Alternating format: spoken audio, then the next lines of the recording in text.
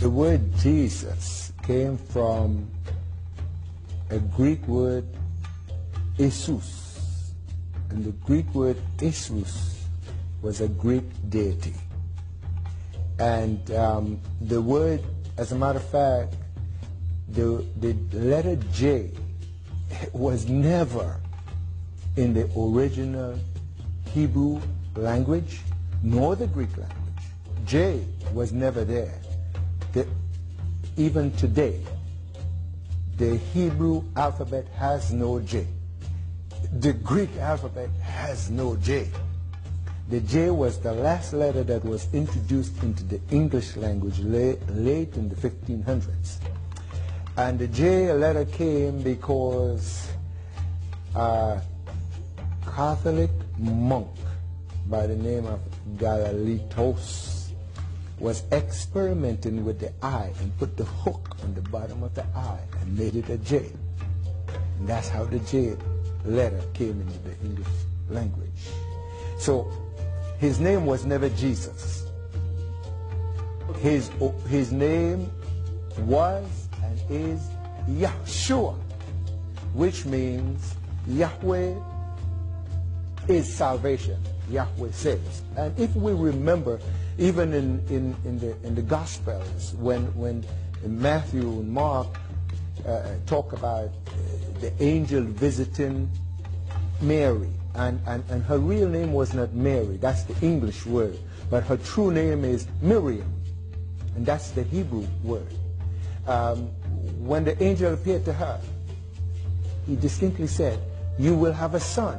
His name shall be called Yahushua," meaning Yahweh saves, because he continued by saying, "He shall save his people from their sins." So his name tells who he is. Obadiah Yisrael of the Hebrew Israelites in Chicago points out that one of the facts Scriptures gives us about Israel in regard to their physical appearance is that Israel is described as physically looking like the sons of Ham in appearance.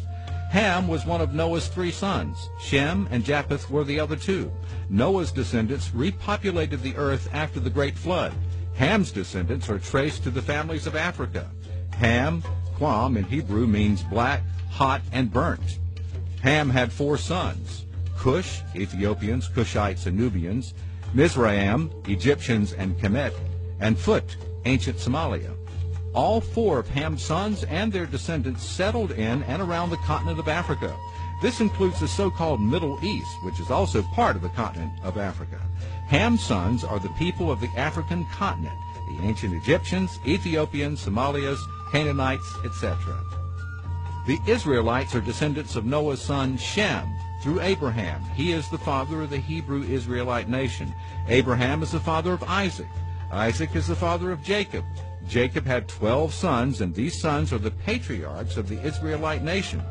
The 12 tribes of Israel are as follows: Reuben, Simeon, Levi, Judah, Dan, Gad, Asher, Naphtali, Zebulun, Ishar, Joseph, Benjamin.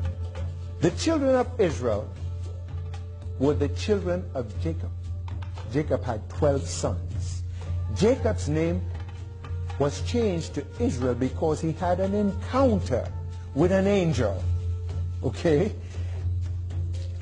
In the land of Canaan, where they lived, there was a famine in the land of Canaan. One of Jacob's son, who was Joseph, which we call today Joseph, Joseph was sold as a slave into Egypt. Being a Hebrew Israelite, he served Yahweh. He trusted Yahweh because that's what he was brought up to love and serve Yahweh. He trusted Yahweh. And because while he was in Egypt, of his faithfulness to Yahweh, he won favor with Pharaoh and all the people of Egypt. And so when Pharaoh had a dream and could not interpret the dream, they called for Joseph. And Joseph came and he interpreted the dream, and he made it explicitly clear to the king that we're going to have some years of plenty, we're going to have some years of drought. He said, but you know, the years of plenty, if we take all that we harvest and store it up, we will have enough to take us through the lean years. And the king was so pleased. He said, Joseph, you're going to be in charge of all this, taking care of all this and see that this is done. And while Joseph was there, his brothers forgot all about him because they sold him. And their father didn't realize that Joseph was still alive, because they went home and lied to their father and said, a wild beast killed him. But Joseph, his heart, his mind, everything was serving Yahweh.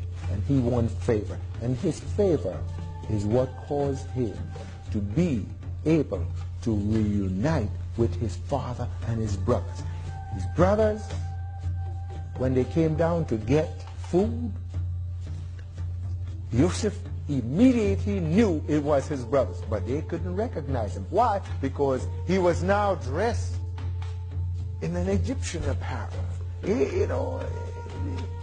And I mean, they're black paper. He recognized his paper. Obadiah Yisrael of the Hebrew Israelites in Chicago points out that if Joseph and the Hebrews look like Donny Osmond, who portrayed Joseph in a stage play, his brothers would have recognized him easily among the black Egyptians. But Joseph's own flesh and blood brothers thought he was an Egyptian. The ancient Egyptians of Joseph's time were indeed what we know today as black. This is a fact attested to by many. When Joseph